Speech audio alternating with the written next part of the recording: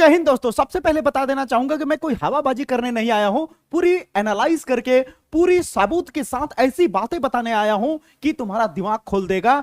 यानी जो 80% बच्चे जो गलती करते हैं वो तुम नहीं करोगे। जो 20% टॉपर बच्चे प्लान्स अपनाते हैं मैथमेटिक्स को बेहतर परफॉर्म करने के लिए, वो तुम करोगे। जैसा मैंने पिछली बार बताया था उस हिसाब से बोर्ड एग्जाम में आया और बच्चे फोड़ के आए। जैसा कि मैंने एक वीडियो भी डाला था, शॉर्ट वीडियो रील टाइप का, जिसमें बच्चा अच्छा परफॉर्मेंस किया। 100 में किसी का 98 नंबर, किसी का 99, किसी का 95, ऐसे नंबर लाने वाले बच्चे थे। समझ रहे हो ना? तो इस बार भी बेहतर परफॉर्म कर सकते हो अगर मेरी बात मान गए तो। जब वीडियो पूरा देखोगे ना तो तुम्हारे अंदर खुद एक फीलिंग आने लगेगी कि हाँ यार, अगर सच में ऐसा करें तो वाकई में बहुत इजी तरीके से, बहुत आसान तरीके से हम बेहतर परफॉर्म कर सकते हैं। तो ध्यान से समझो। सबसे पहले मैथ की क्रोनोलॉजी समझ लो कि बोर्ड 2027 में जो पेपर आएगा वो आपका 100 नंबर का आएगा। क्लियर है? अभी तक आप मैथ की तैयारी कर रहे होगे, बहुत सारे बच्चों को, 80% से ज्यादा बच्चों को ये अभी पता नहीं होगा कि मैथमेटिक्स में कौन कौन कितने नंबर का प्रश्न पूछा जाएगा। तो देख लो यहां पे सबसे पहले चीजों को समझो, रणभूमि को समझो कि वहां पे किस तरह से युद्ध लड़ना है। यानी 1 नंबर वाले प्रश्न 10 ठो रहेंगे, 5 टिक आउट क्वेश्चन और 5 नॉर्मल अति लघु वाला, यानी 10 अंक का ए हो गया।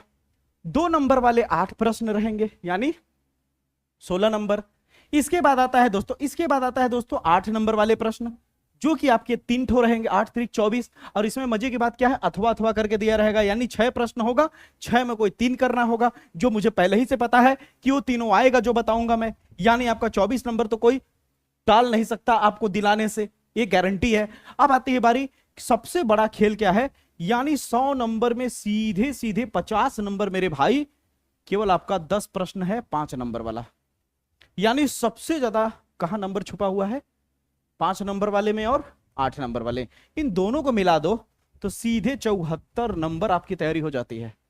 74 नंबर, यानी 100 में देखा जाए तो 74% की तैयारी इन दोनों क्वेश्चन से हो जाती है। लेकिन 80% बच्चे जानते हो क्या कर रहे हैं? शायद हो सकता है अभी आप वीडियो देख रहे होंगे तो हो सकता है आप लोग ये गलती कर भी रहे होंगे। 80% बच्चे रॉन्ग प्लान यूज कर रहे हैं, रॉन्ग स्ट्रेटेजी प्लान यूज कर रहे हैं। सबसे बड़ा प्लान क्या है कि वो बुक के एक्सरसाइज में लगे हुए हैं। उनके दिमाग में ये लगता है कि मेरी मैथ की तैयारी तब हो पाएगी जब मैं बुक के सारे एक्सरसाइज के क्वेश्चन अच्छे से कर लूंगा, फिर उसके बाद कुछ मोस्ट इंपॉर्टेंट क्वेश्चन कर लूंगा और अंत में किसी का 1 शॉट वीडियो देख लूंगा, मेरी मैथ की तैयारी हो गई। ऐसे बच्चे मैथ में 50 नंबर पार कर जाए वो बहुत बड़ी बात होती है। ऐसे बच्चे मैथ में 50 नंबर पार कर जाए यही बहुत बड़ी बात है। अब कहोगे अरे सर जी ऐसा क्यों? मैं बताता हूं कि आप अभी भी आपके पास कोई पेपर होगा जो अभी 2026 वाला हुआ है, चाहे यूपी बोर्ड का चाहे एमपी बोर्ड का, वैसे तो पूरी प्लान, आपके पास कोई पेपर होगा, आप ज्यादा कुछ मत करो, उस पेपर को उठाओ, उस पेपर को उठाओ और देखो उस पेपर में जो क्वेश्चन पूछे गए हैं वो ज्यादातर एनसीईआरटी के हैं, एक्सरसाइज के, या फिर एग्जाम्पल और मिसलिनियस के। तो आपको पता चलेगा कि 60% से ज्यादा क्वेश्चन, कितना? 60% से ज्यादा क्वेश्चन एग्जाम्पल और मिसलिनियस से उठाया जाता है। यानी एक्सरसाइज से ज्यादा आने का चांसेस एग्जाम्पल और मिसलिनियस होता है। क्यों होता है? क्योंकि बोर्ड एग्जाम वाला जो पेपर बनाता है, पेपर सेट करता है, उसको पता होता है मेरे भाई कि एक्सरसाइज तो साल भर बच्चे पढ़ते हैं, असली खेल तो उसके एग्जाम्पल और मिसलिनियस पे है। मिसलिनियस यानी विविध प्रश्नावली जो लास्ट में होता है। तुम अभी भी उठा लो ना, मेरी वीडियो के बाद जस्ट उठाओ। अगर तुम्हें ऐसा नहीं फील हुआ, ऐसा महसूस नहीं हुआ, तो तुम कमेंट बॉक्स में आकर के जो कहना वो कह लेना। मैंने बोला ना पूरा एनालाइज करके आया हूं मैं, ऐसे ही हवाबाजी करने नहीं आया मेरे दोस्त। तो मेरी बात समझना। तो तुम्हें करना क्या होगा? अब आते हैं मुद्दे की बात। ये बात तो तुम्हें समझ आ गया कि कहीं ना कहीं सच में टॉपर वाले बच्चों की माइंड सेट ही कुछ अलग होती है मेरे भाई। आपको क्या लगता है कि टॉपर बच्चों वालों को अलग से गॉड गिफ्टेड कोई अदृश्य शक्ति मिल गई है जिसकी वजह से वो अच्छा मार्क्स ला लेते हैं हर बार? मेहनत सब करते हैं, मेहनत सब करते हैं, बशर्ते ये ध्यान रखना होता है कि डायरेक्शन किसका सही है, मेहनत करने का डायरेक्शन किसका सही है। अब मेहनत करना है इस तरफ, कोई मेहनत कर रहा है इस तरफ, तो मेहनत तो कर रहा है लेकिन उल्टी दिशा में मेहनत कर रहा है तो मतलब नहीं रहा। मेहनत सीधी दिशा में करना है ना, उसे कहते हैं स्मार्ट वर्क। एक होता है हार्ड वर्क, एक होता है स्मार्ट वर्क। तुम्हें हार्ड वर्क के साथ साथ स्मार्ट वर्क कर दिए तो 95 पार कर लोगे, और केवल स्मार्ट वर्क कर दिए तो 60 आराम से पार कर जाओगे। लेकिन हार्ड वर्क के साथ साथ स्मार्ट वर्क करना है। कैसे करना है ध्यान से समझो। सबसे पहले रॉन्ग प्लानिंग को दिमाग से हटा दो। अगर तुम ये दिमाग में बैठे हो कि अगर मेरा एनसीईआरटी का एक्सरसाइज कंप्लीट हो जाए, एक्सरसाइज के क्वेश्चन कर लूं और कुछ इंपॉर्टेंट क्वेश्चन लगा लो और लास्ट में किसी का वन शॉट वीडियो देख करके निपटा लूं, मेरी तैयारी हो जाएगी और जाके पेपर दे लो, बिल्कुल गलत है। ऐसे बच्चे या तो फेल होते हैं या तो उनका 50 नंबर से कम होता है। और 100 नंबर के पेपर में 50 नंबर से अगर कम आ रहा है, केवल पासिंग मार्क ला रहे हो, तो शायद मेरे हिसाब से फेल हो जाओ, उससे अच्छा बड़ी है। समझ तब मैथ लेने का मतलब क्या। अब देखो कमजोर से कमजोर बच्चा बेहतर परफॉर्म कैसे कर लेता है, अगर उसे सही डायरेक्शन दे दिया जाए तो। डायरेक्शन क्या है सही ध्यान से समझो। टॉपर प्लान्स क्या होता है, तुम एक्सरसाइज कर रहे हो, टॉपर बच्चे उस एक्सरसाइज के, जैसे मान लो सपोज दैट चैप्टर नंबर 7 वो इंटीग्रेशन पढ़ रहे हैं, मान लेते हैं समाकलन पढ़ रहे हैं, ठीक है, इंटीग्रेशन। तो पहले इंटीग्रेशन नहीं करेंगे, कम से कम 1 घंटे से ऊपर, कितना, 1 घंटे से ऊपर किसी का वीडियो उठाएंगे, चाहे वो मेरा चाहे जिसका भी, जो भी पसंद आए। हमें तो नहीं करें, मेरा ही उठाएंगे, किसी का भी उठा सकते हैं, लेकिन मेरा उठाओगे तो बिना रटे सीखोगे, ठीक है, ट्रिक के दम पे। तो कम से कम 1 घंटा वो पूरा उसकी बेसिक 7वें चैप्टर में एक्चुअली में हो क्या रहा है उससे रिलेटेड बेसिक सारे क्वेश्चन लगा लेते हैं। एक्सरसाइज के नहीं, बेसिक बेसिक बताने वाला भी टीचर होना चाहिए। मेरा देखोगे कोई एक्सरसाइज तो बिना बेसिक बताए एक्सरसाइज की तरफ नहीं भागता हूं। बहुत लोग का भी कहना भी होगा कि सर आप मैथ का वीडियो ला ही नहीं रहे हैं, तो कैसे आपका प्लानिंग हम लोग अपनाएंगे। तो अभी इसके अंत में बताऊंगा मेरा मैथ का वीडियो किस सीक्वेंस में आएगा, ठीक है, ध्यान से देखो। तो बेसिक, फिर वो एक्सरसाइज करते हैं। वो सारे एक्सरसाइज करें या ना करें, एक्सरसाइज के हर वैरायटी के क्वेश्चन उठाते हैं, हर वैरायटी के।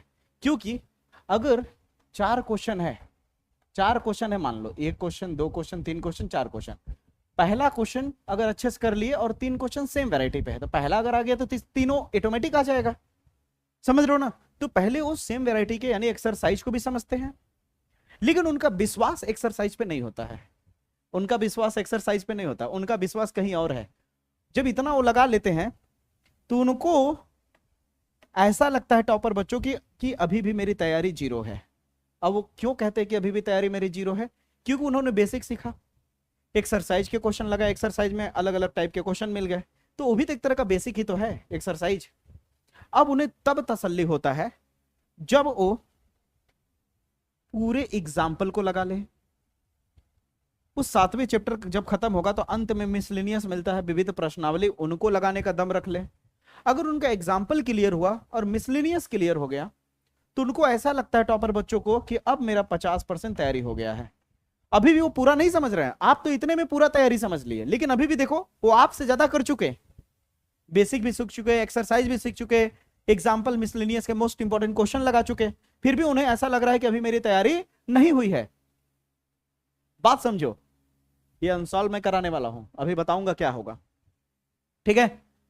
तो वो लोग इतना करने के बाद उन्हें तसल्ली तब मिलता है जब वो 5 साल के एनालाइज किया हुआ, 5 साल का पीवाईक्यू नहीं लगाना है, 5 साल के पीवाईक्यू से एनालाइज करके मॉडिफाई करके 5 गेस पेपर को सॉल्व करते हो।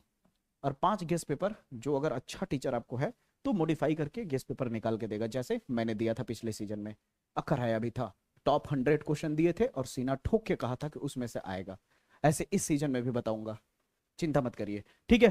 तो जब 5 गेस पेपर अगर सॉल्व होगा, 5 गेस पेपर अगर सॉल्व कर लिया बंदा, 5 साल के पीवाईक्यू में जो क्वेश्चन पूछे गए थे, 5 गेस पेपर बहुत होता है, समझ रहे हो ना, उसमें सब मोस्ट इंपॉर्टेंट रिपीटेड क्वेश्चन सब आ जाते हैं, ठीक है। इतना अगर वो बंदा कर लिया, इतना अगर वो बंदा कर लिया तो उसको लगता है कि अब मेरी 90% तैयारी हो गई है।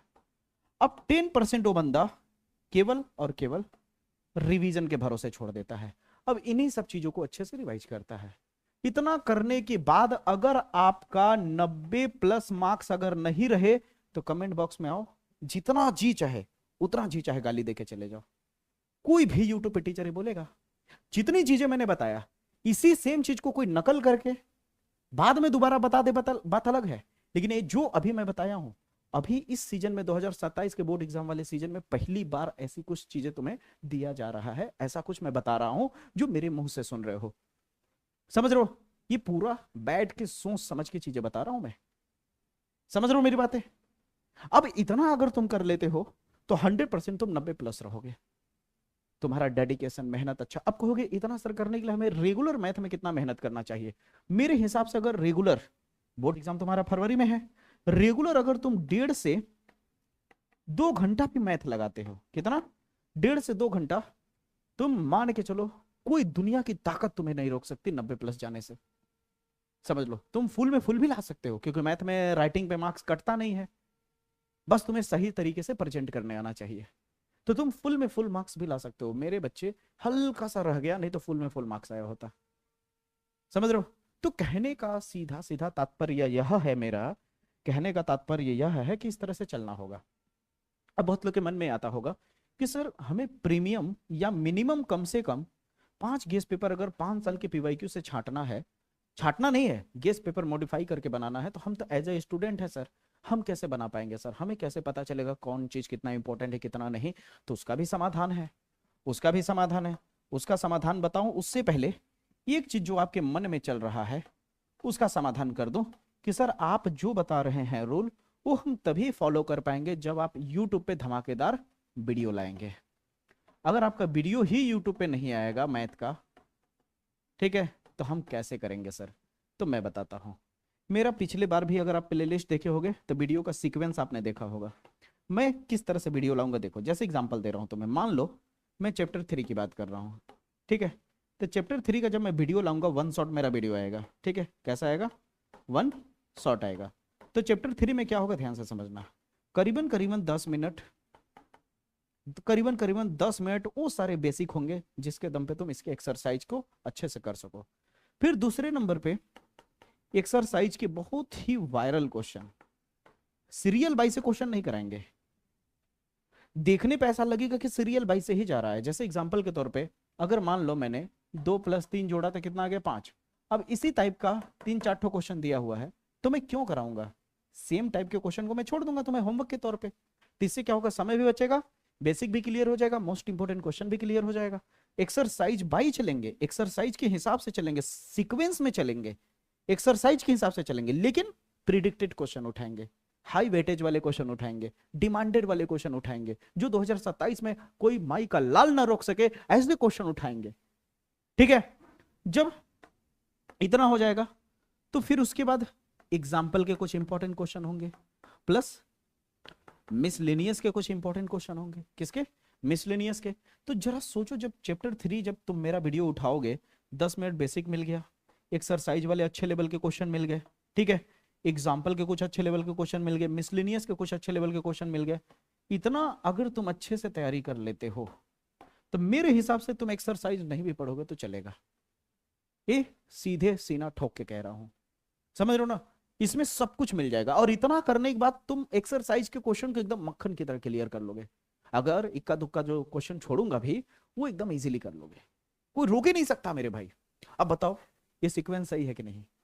ये सीक्वेंस सही है कि नहीं? 1 शॉट रिवीजन के लिए, 1 शॉट तैयारी करने के लिए ये रहेगा, ये रहेगा। यहाँ पे तुम्हें सब कुछ पता चलेगा कि इस तीसरे चैप्टर से इंपॉर्टेंट है क्या, उसी तरह चौथा चैप्टर, उसी तरह 5वां 6वां 7वां, इस तरह से आगे चलेगा हमारा। ठीक है, फिर उसके बाद ये सब, ये जो सीरीज है, एक सीरीज है 1 शॉट वाली सीरीज, जब खत्म हो जाएगी फिर अगला सीरीज आएगा 5 नंबर वाले वायरल क्वेश्चन, 8 नंबर वाले वायरल क्वेश्चन, चैप्टर वाइज चला दूंगा, समझ रहे हो? चैप्टर वाइज चला दूंगा। फिर इसके बाद